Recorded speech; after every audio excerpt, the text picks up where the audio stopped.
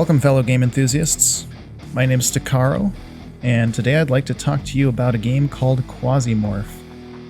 Quasimorph is the first game from the developer Magnum Scriptum, and they describe it as a dark sci-fi roguelike RPG, which is a blend of Zero Sievert and Stone Shard, but with demons and cosmic anarcho-capitalism. Sounds like a very good time.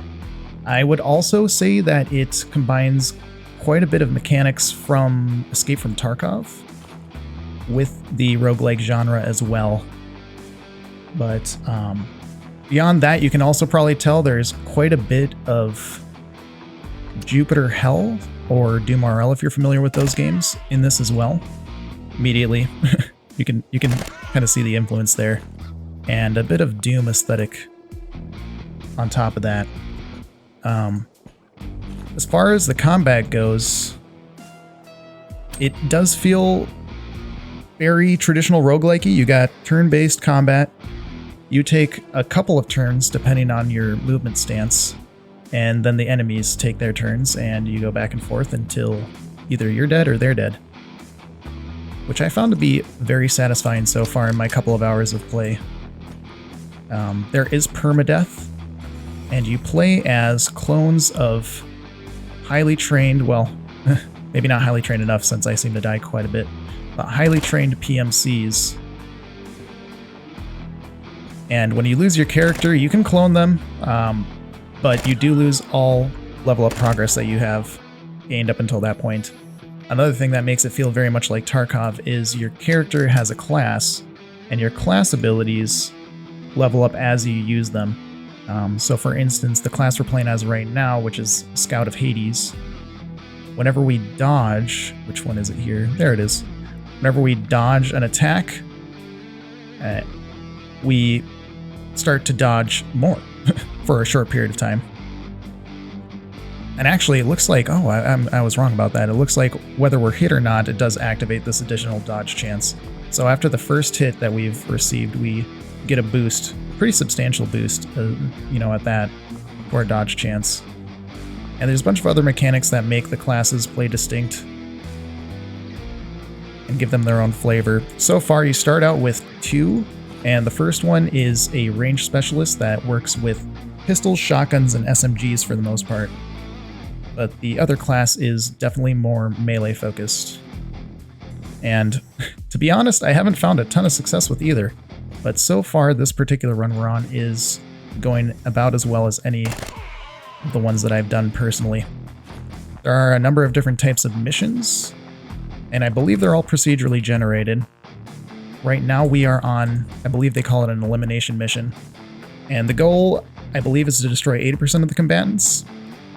One nice thing about it depends on the mission, but this particular one gives us some stats as to how many enemies are on each floor. We have not gone to floor 4, say that quickly a couple times, yet, so we don't know how many targets are there. But we've only got 3 left on floor 3 here. And our character, we came in with not too much gear, but it looks like we're going to be coming out with quite a bit if we survive this. I came in with just this, some machine gun, and I believe some boots. And as you can see, we've looted a bunch of stuff off of our enemies. And assuming we survive this, we'll get to take that out and either bring it into subsequent missions or save it for other characters. There's a lot of really interesting loot I've seen already. Ooh, we just got shot. Fortunately, it looks like we dodged it. And that has triggered 2 of our class's perks. One that gives us more dodge. The other one increases our damage by quite a bit.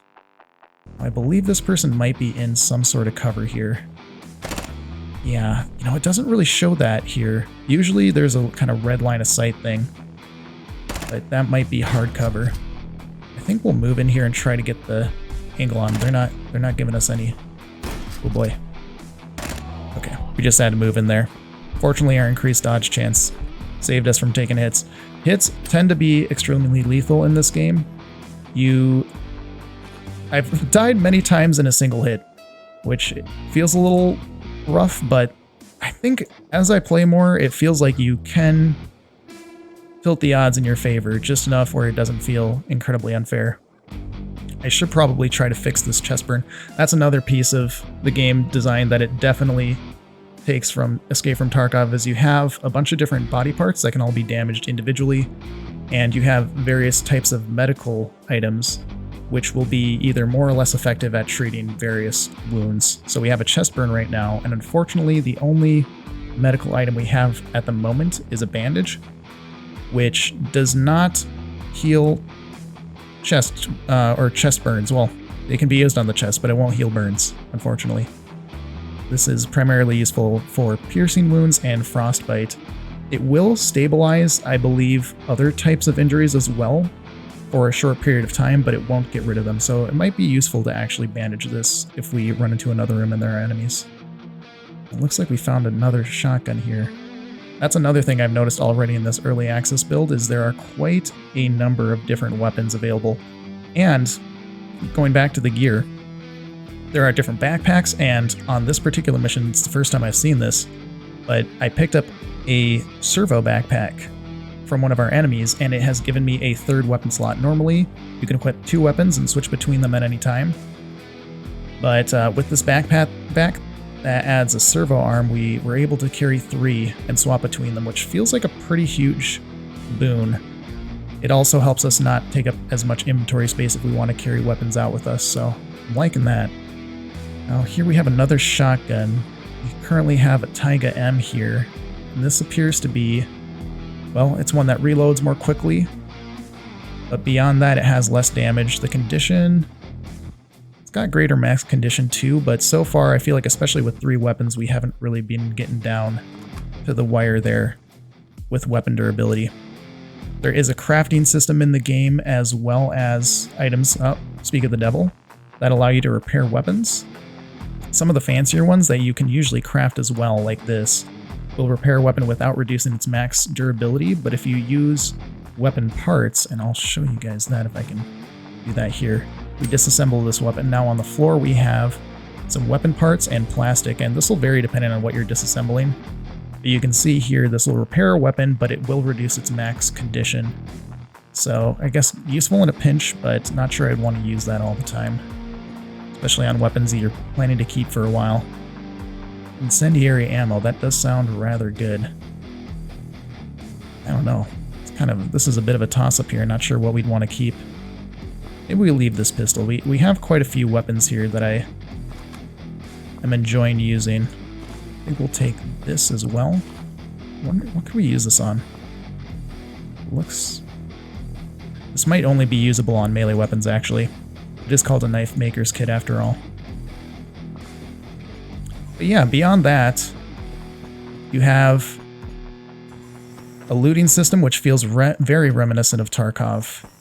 Most roguelikes, I believe, don't tend to have this type of meta progression where you go into a run and you come out and bring all your items along with you, in addition to any skills your characters have gained. And I feel like it's a very nice twist on this particular genre. Again, it's been seen elsewhere, but it feels like a nice addition here. I should probably reload this weapon as well while we're in a safe spot. Let's see, how many more? We got 2 more targets on this floor. There's also a map function. If there is a jammer on a particular floor, you have to disable that first before you can use the minimap. I found that to be pretty frustrating, but, you know, again, it's one of those things you just kind of have to work with. Can the splint be used? Heals fractures. Makes sense that it wouldn't really help us with our burn. But let's see here. I think we'll leave that on the ground for now. You know, as a matter of fact, I think if this doesn't really help us, yeah, it doesn't help us with this. I don't think this is too useful. I believe once you extract, all of your weapons get repaired to max durability regardless. So I think we'll leave that here for now. Oh, this guy's a little close. We're just gonna blast them. Hopefully, oh boy, that's not good.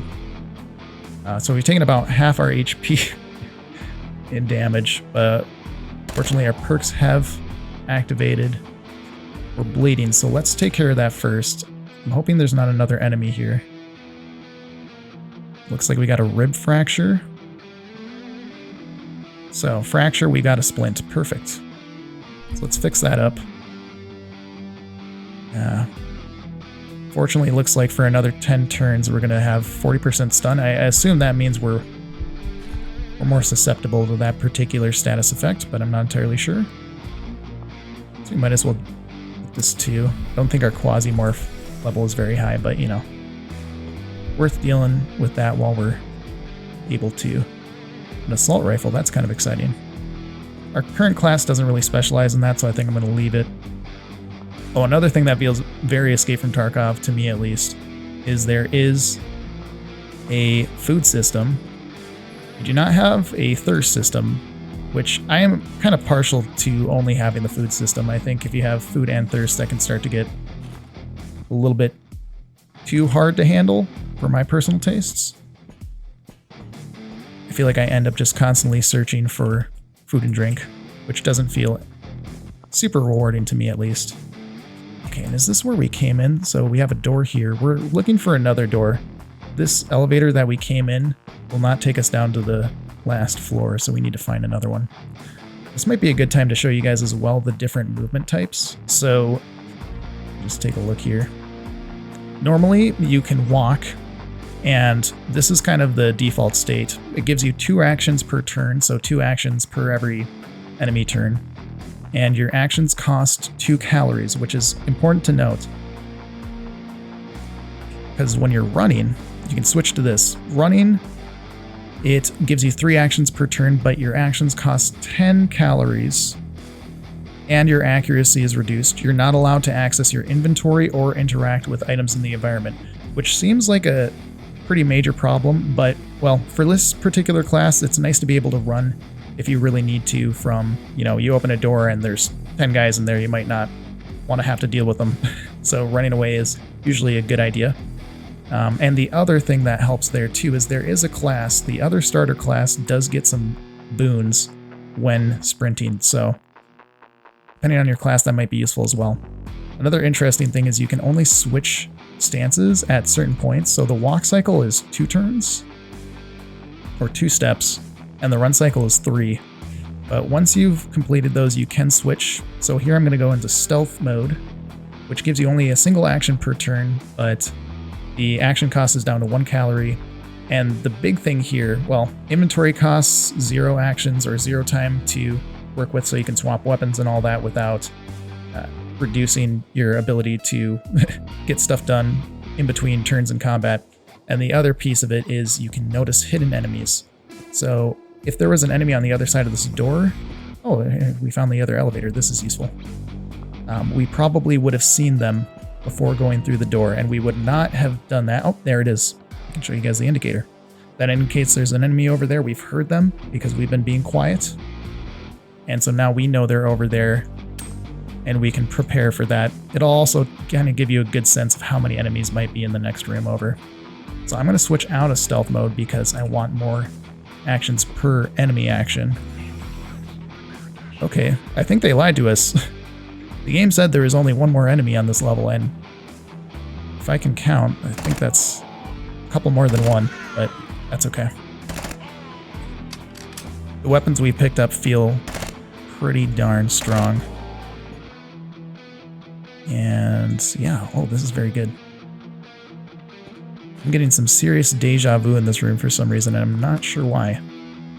But yeah, there's a pretty detailed system here. You got various different resistances on different pieces of clothing. Everything has durability.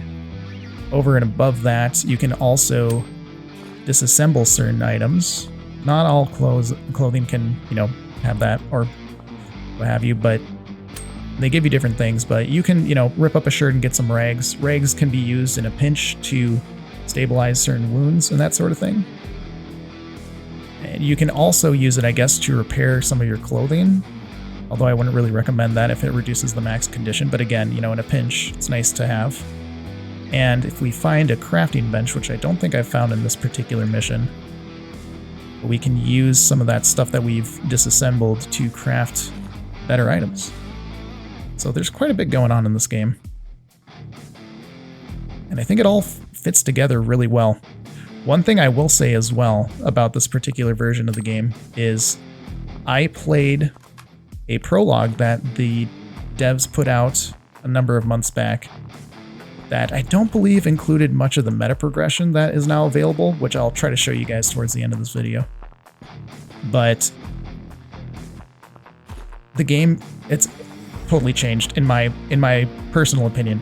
I was not feeling it much back when I played the prologue, and the devs reached out recently and gave me early access to the early access launch. And I said, you know what, I'm going to give it another shot because I'm interested, and I was very kind of the devs. And while I wasn't really super blown away by the prologue, I did feel like there was some potential there, and I've got to say, ooh, oh, we mapped this entire floor. That's kind of nice. I've got to say the game just feels amazing to me now. I'm very excited to see where it goes. There's definitely a lot of stuff that still needs to be ironed out. I think one of the pieces that really differentiates it for me from the competition is a lot of the meta progression that you have outside of these combat missions. And the bones there, oh, this is not good. The bones there are very, very good. I should have been hiding. I should have been sneaking. We would have known. So I think we're gonna have to back off here.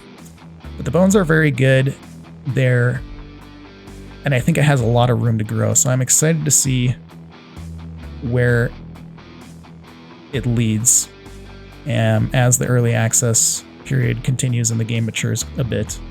So let's move back here. We're also infected. This is not a good place to be. Might be in trouble here. Foot burn.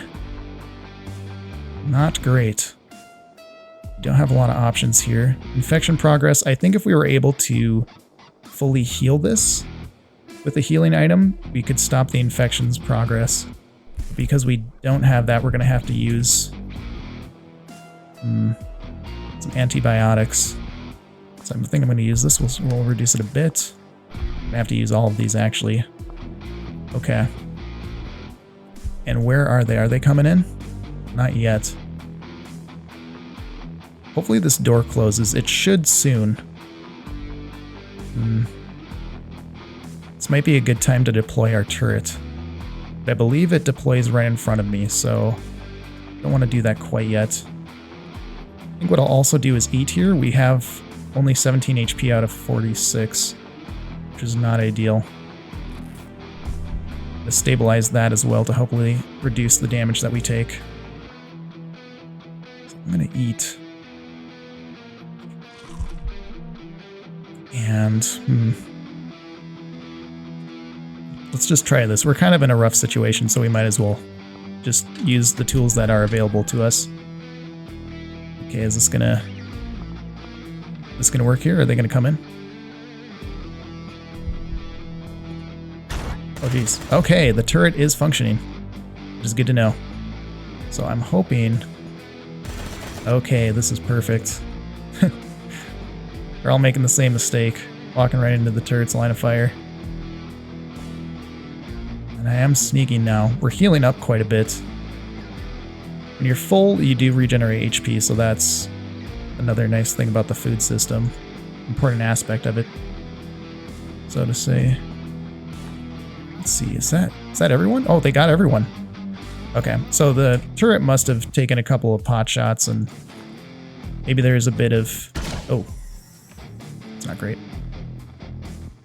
Bit of penetration there. Bullets, depending on the weapon, can penetrate and hit multiple enemies. There is also a bit of weapon spread, so sometimes you may miss the target you're looking at, but hit another enemy behind them, or even in front of them. And it's interesting. Usually in these games, I feel that the devs tend to give you quite a bit of information as to hit percentages and all that. Here, from what I've seen, it is basically just your characters have a built-in hit percent chance, and then they have a max range. And I'm not sure whether you can no longer shoot when you exceed that max range, or whether your accuracy just starts to degrade, but it's interesting that they don't give you a ton of info there, because most of these games in these genres tend to do that. I initially did not like that particular choice, but as I've continued to play the game, I've started to appreciate it actually, because I definitely am more focused simply on my tactical positioning and utilizing the tools that I've looted and that are available to me. And I've come to not feel that it's that big of an issue actually. Okay, 2 more targets on this floor, and then I think we're good to extract. So let's give that a shot. This is a medical room. We can use this auto dock to heal if we have injuries or if we need more max HP. Currently we are at max, so I don't need to worry too much about that. Let's see, what do we want to take here? Keeping some alcohol. Disinfect wounds, I guess. In the med bay, not a bad idea. Could take this as well. I think we'll leave the backpack. Let's see. Oh, this is very good. Okay, gives us +5 health per turn for 4 turns, removes some pain. I'm not super familiar with how the pain system works currently, but I'm sure we'll have a chance to find out at some point here. Let's throw this in there. We'll bring this with us. Heal wound, don't need that currently. So let's go off and let's find the last couple enemies we need to deal with. Aha! This should do it for us. So, there's a number of enemies there. I want to make sure we're ready.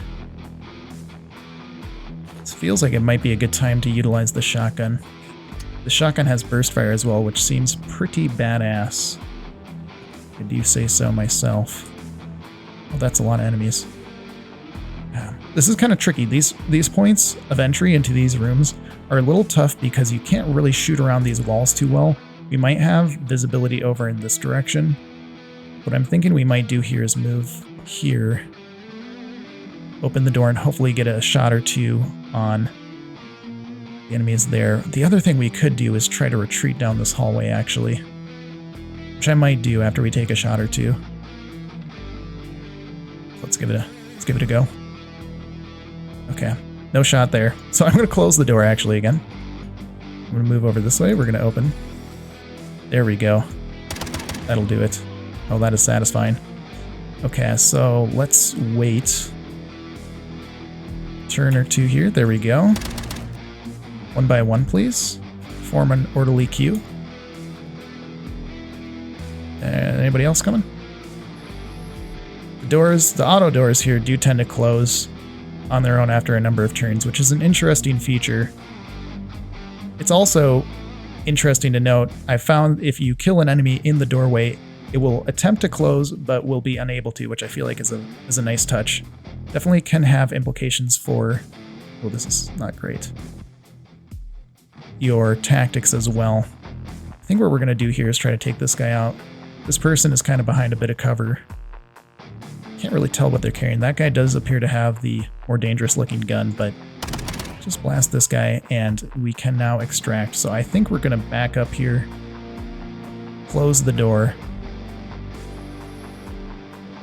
move back a bit, and extract, because we have quite a bit of good loot on us, and this will be a good opportunity to show you guys how this all works. Let's close that. And extract. Mission complete. Evacuation. Go back to the elevator and we'll pick you up. Okay, so we do have to return to the elevator here. I'm going to use run at this point. So we'll use up some of our calories here. But it'll get us there quicker. And just in case those enemies are chasing us, I'd rather not risk it. Okay, our turret scared me a little bit. Not gonna lie. Okay, can we potentially take something here? I think we'll take the plastic with us. Potentially. Okay, it doesn't want to let us put that there. That's fine. Throw it in our inventory here. Let's evacuate.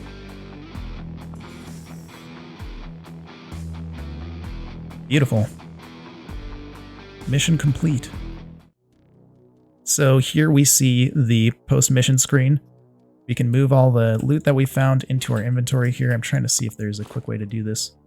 We have some stat summaries here as well in terms of what kind of resistances we built up with our gear. There's also equipment weight, depending on how much you're carrying, which will reduce your dodge chance and also cause you to consume more calories. I believe, I don't know if that's on a per turn basis or a per action basis. That would be interesting to know. But let's just throw all this stuff over there. If I can figure out how to do that. Okay, it looks like you can't do any shift clicking here or control clicking, which is surprising to me because you can do that actually to equip stuff to your character or to move things over into your character's inventory. But let's just manually move all that real quick. Actually, we'll leave this in there. I'm assuming we actually keep all this stuff too, so we'll finish mission. Just see how this works. So, here we are in the metagame part of Quasimorph. And a couple things I want to go over real quick before we wrap this up is we have our spaceship, we have the stock exchange, and this is a little bit confusing to me. I'm not entirely sure how this all works. We do get a little summary of what we've done, our PMC company has done up until this point. We can also click on all of these various mega corporations, which are vying for control of the solar system. And we get some interesting flavor text and some information about the various missions they have available currently for their faction, as well as rewards that we can get, I believe, from completing missions for those factions. It looks like as you gain reputation with the faction, some of these rewards become more available to you. Obviously, here we have a 0% chance, and the low reputation message there kind of indicates that we're likely to get access to that as we get more reputation with that faction. So as you go on, personally, I'm at the point where I just try to find a mission I can complete, but I guess as you get a little bit better at the game, you could probably search for missions that cater to mega corporations that have stuff that you might want, and you can build a reputation with them as well as help them gain control of the entire solar system, which seems like, you know, what could go wrong there? Beyond that, you have a time progression system here, which is interesting. I love that it kind of shows you that visually here in the 3D model of your spaceship and the planet that you're orbiting. But beyond that, there are various locations on the planets that you can go to, points of interest, if you may. And a lot of them will be peaceful, which means you can go there. I believe you might be able to even trade. If that's not available yet, the devs have mentioned that they're expanding the trade system, so we'll have to see that as it gets added in. But certain locations, depending on random chance, will have missions that you can go and complete. And this will vary from planet to planet. So currently there are 1, 2, 3, 4, 5, 6, 7, looks like 7 planets available. And as the game progresses, it looks like they're going to be adding all these additional locations that you can travel to. The little number here next to the planet indicates how many active mission sites are available currently. This does change over time. I believe you can check here. You can see how much time remains. So you kind of need to take that into account. Let's say we wanted to go to the moon to complete some of these missions. Well, travel to the moon takes 24 days. So I'm pretty sure almost all of these missions will no longer be active by the time we arrive. So you gotta kind of take that into account. But I do love this travel system. It is pretty cool. I will show you guys right before we end what that looks like. There's, it doesn't really add too much, but I feel like it adds a little bit to the immersion there. You will see your spaceship fly over there. In addition to that, there is a production bay on your ship where you can 3D print things. Pretty much everything is free to make. So I think you pretty much always want to be producing stuff that you can then take into your mission. So you can make a backpack, which is nice to have because otherwise you really can't carry much unless you find some in mission. You can make some medical supplies, 9mm bullets for now. I believe, I haven't found any yet, but you can find blueprints for additional items that you can then manufacture on your ship.